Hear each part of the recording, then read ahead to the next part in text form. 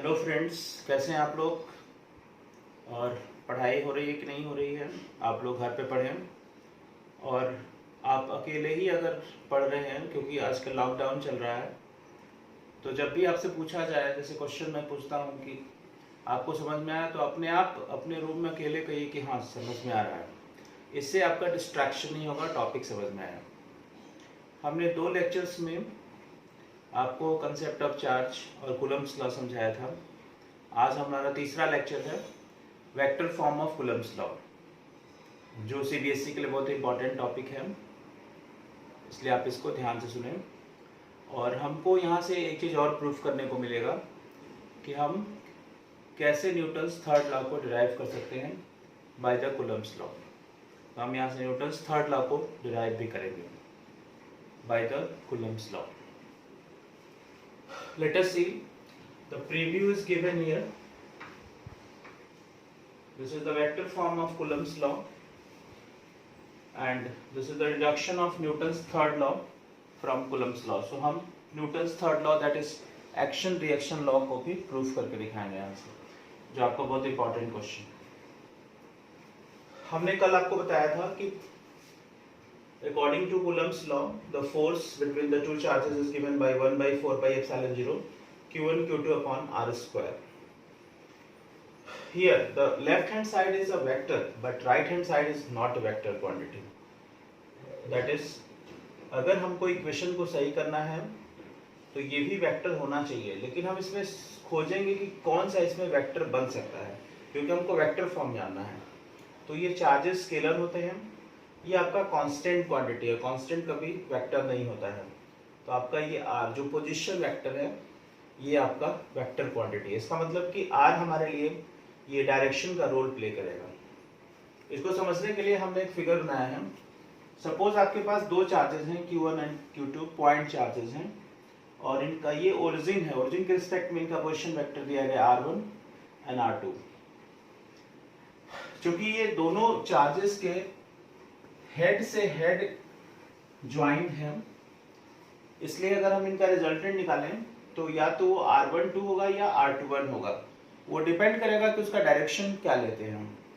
लेकिन R12 का मतलब R1 माइनस R2 होगा, और R21 का मतलब R2 माइनस R1। नाउ सबसे ज्यादा जो कंफ्यूजिंग टर्म है, इसलिए आपको हमने यहाँ पे टिप्स में लिखा है। R12 का मतलब जानिए। R12 क्या है, एंड ये कैप लगा हुआ है।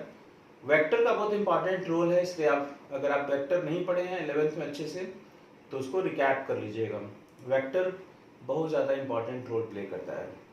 So students, just revise the vector, otherwise आपको फिजिक्स 12th की समझ में नहीं आएगी, न्यूमेरिकल प्रॉब्लम्स में दिक्कत होने लगेगी। R12 ये पोजीशन वेक्टर है, and this is R12 cap.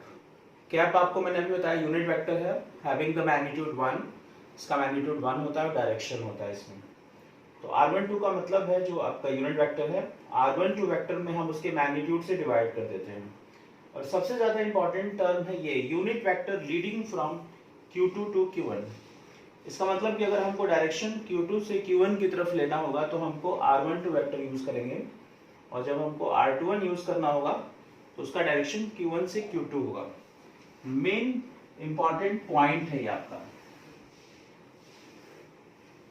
This will show the direction, that is Q2 से Q1 की तरफ अगर आपको जाना है, जैसे ये Q2 से Q1 की तरफ फोर्स है, क्योंकि Q1 के कारण Q2 पर फोर्स आपको कल भी बताए थे हम कि Q1 के कारण Q2 पर फोर्स निकालेंगे तो F1 होगा, और Q2 के कारण Q1 पर फोर्स निकालेंगे तो F12 होगा। तो हम यहाँ से समझ सकते हैं कि अगर हमको Q2 से Q1 की तरफ डायरेक्शन चाहिए, Q2 से Q1 की तरफ, तो हम इधर की तरफ आ रहे हैं तो हम F12 वेक्टर यूज करेंगे, और उस समय हमको R12 यूनिट वेक्टर यूज करना है। और जब हम Q1 से Q2 की तरफ जाएंगे तो हमको ये वेक्टर यूज करना है, R21। क्लियर, समझ में आ रहा है? और आप हमेशा समझ के पढ़िए।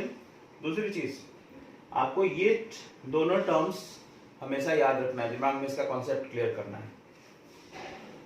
नाउ हमने आपको कल बताया था कि Coulomb's According to Coulomb's law, the force is given by 1 by 4 pi epsilon 0 q1 q2 upon r square. Therefore, we can calculate the force on q1 due to q2. q2 जो होगा q1 को, चूंकि दोनों positive हैं, repulsion करेगा, बाहर की तरफ फोर्स लगेगा, and the name is F12. So therefore, force on q1 due to q2 is F12. This is 1 upon 4 pi epsilon 0 q1 q2. अब हमको ये जो आपका वेक्टर है r, जिसको मैंने अभी बताया, हमको ये चेकआउट करना है कि हम कौन सा वेक्टर लेंगे। तो जैसा अभी मैंने आपको बताया, आपको डायरेक्शन लेना है q2 से q1 की तरफ, तो आप ये वाला लेंगे, मीन्स r12 लेंगे। सो ये r12 लेंगे, तो ये आपका मैग्नीट्यूड हो जाएगा, बिकॉज वेक्टर का अगर हम स्क्वायर कर देते हैं तो ये मैग्नीट्यूड हो जाता है, और ये आपका डायरेक्शन हो गया, तो ये वेक्टर फॉर्म में चला गया।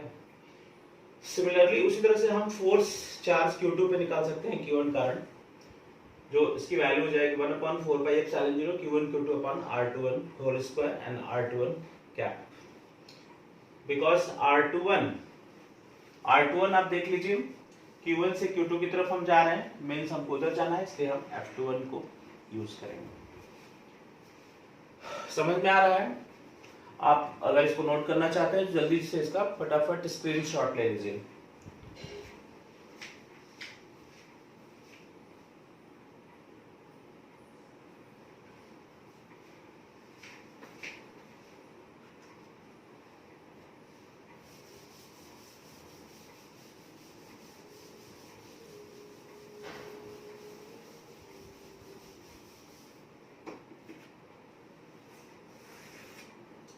Now from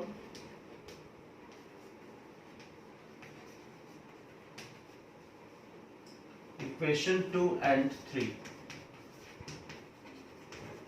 we have, अगर हम ध्यान से देखें तो इक्वेशन 2 और 3 में आपका सारे सिमिलर टर्म्स हैं। ये r12 और r21 सिमिलर नहीं है, क्योंकि एक दूसरे के निगेटिव वेक्टर्स होते हैं, क्योंकि इनके डायरेक्शन अपोजिट होते हैं, लेकिन स्क्वायर हो गया है, तो इसलिए माइनस का स्क्वायर करने पे प्लस हो जाता है, इसलिए ये भी सेम हो गया। तो डिफरेंस किस में है? r12 एंड r21 में। आपने अभी देखा डिफरेंस इन द डायरेक्शन है। So we have r12 is equal to minus of r21। आपने वेक्टर में पढ़ा भी है कि अगर दो वेक्टर्स हैं आपके पास जिनके मैग्नीट्यूड सेम है और डायरेक्शन अपोजिट है, they are called negative vectors. तो इनके मैग्नीट्यूड सेम है, डायरेक्शन अपोजिट है, इसलिए हम इसको लिख सकते हैं r12 is equal to r21 minus of r21। Now r12 का फोर्स जो है वो F12 है, सो आप इसमें लिख सकते हैं therefore F12 is equal to minus of F21, and this is nothing but Newton's third law of motion, that is action force is equal to reaction force.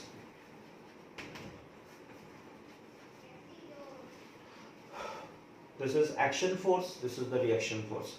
This is the force on first charge due to the second, and this is the force on second charge due to the first, and this is the action reaction law, and which is the Newton's third law. आप फटाफट इसका screenshot ले लीजिए, और ये बहुत important question है, so just try it on rough copy. Next topic is, हम लोग पढ़ेंगे रिलेटिव परमिटिविटी। आपको जो मैंने कल बताया था उसमें हम लोगों ने एक टॉपिक पढ़ना है, उसमें कूलम्ब्स लॉ में परमिटिविटी का क्या कॉन्सेप्ट होता है, तो अभी पढ़ेंगे। जल्द से स्क्रीनशॉट लीजिए फिर हम।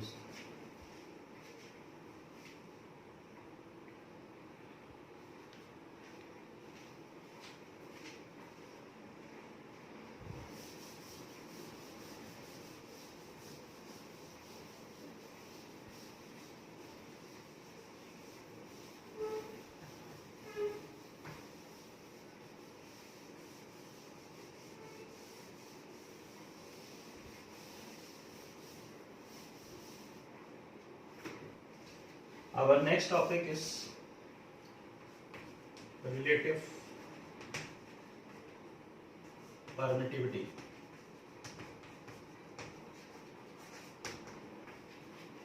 This is also called dielectric constant.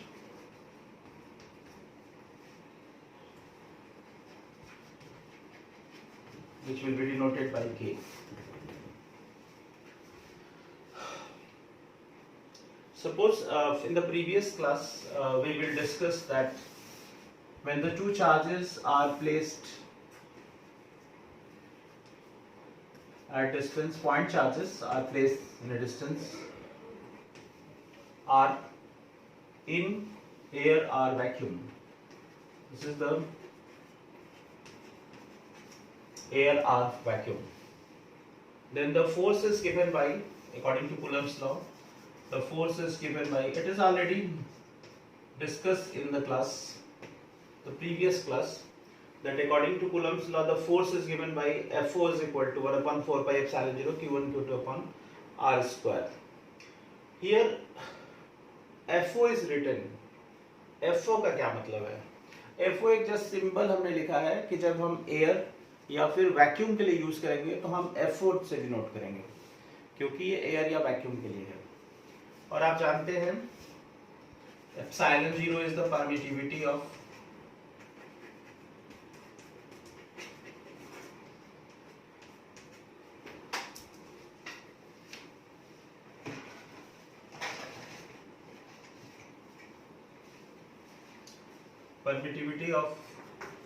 free space or vacuum.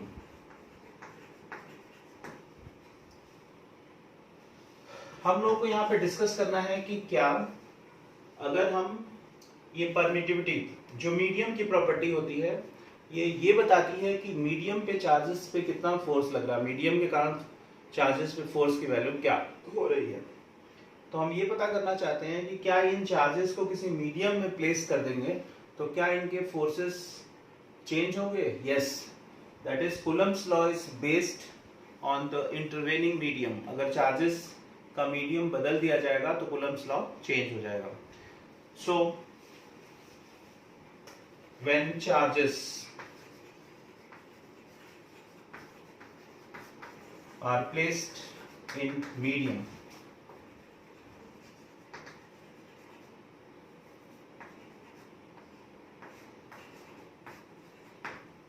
like water, mica etc. Then this is called Fm. इसको हम लोग Fm से डिनोट करते हैं. This is 1 upon 4 pi epsilon. Now this is called epsilon. This is not epsilon 0. यहाँ पे ध्यान दीजिए, ये epsilon 0 है, permittivity of the free space. हमने यहाँ पे केवल epsilon लिखा है. ये permittivity of the medium होता है. Q1 Q2 upon R square. Now अब हम लोग इसको, अगर आप चाहें तो हम मॉड लगा सकते हैं, क्योंकि हम अभी डायरेक्शन डिस्कस नहीं कर रहे हैं, हम मैग्नीट्यूड की बात कर रहे हैं. So you can put the mod on here. Now this is the new term, permittivity of the medium. Epsilon को हम लोग यहाँ पे permittivity कहते हैं, permittivity of medium. नाउ हम इक्वेशन 1 में 2 से डिवाइड कर देंगे, देखते हैं क्या मिलता है.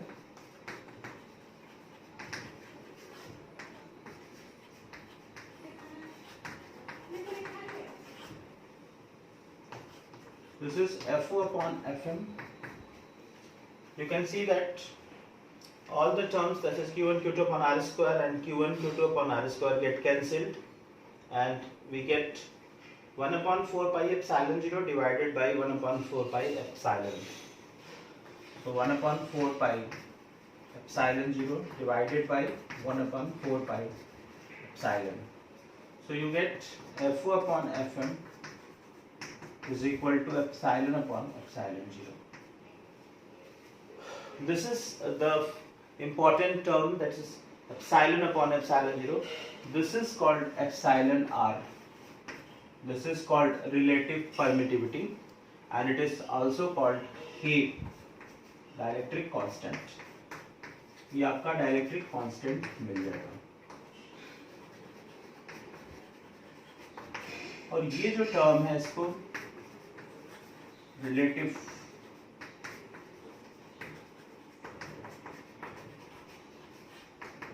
परमिटिविटी कहते हैं। तो इस तरह से आपको एक नया कॉन्सेप्ट मिला। न्यूमेरिकल्स में बहुत ज़्यादा इसका यूज़ होता है। जब आपके चार्जेस किसी मीडियम में रखे रहेंगे तो फिर आप इसका यूज़ कर सकते हैं, रिलेटिव परमिटिविटी का, एप्सिलॉन का यूज़ कर सकते हैं। अगर आपको डायरेक्टली फॉर्मूला रखना है तो आप यहाँ से फोर्स इन द मीडियम के लिए डायरेक्ट फॉर्मूला भी रख सकते हैं, 1/4 pi epsilon 0 K Q1 Q2 upon R square. Here epsilon upon epsilon 0 is equal to K, so epsilon becomes epsilon 0 into K. So just put the value of epsilon in the equation number 2. You're getting the formula between the two charges when placed in the medium. जब medium में रखेंगे तो आपने देखा कि force जो है वो K टाइम्स रिड्यूस हो जा रहा है। इसका मतलब कि डाइलेक्ट्रिक डालने से आपका जो फोर्स है वो K टाइम्स रिड्यूस हो जाता है।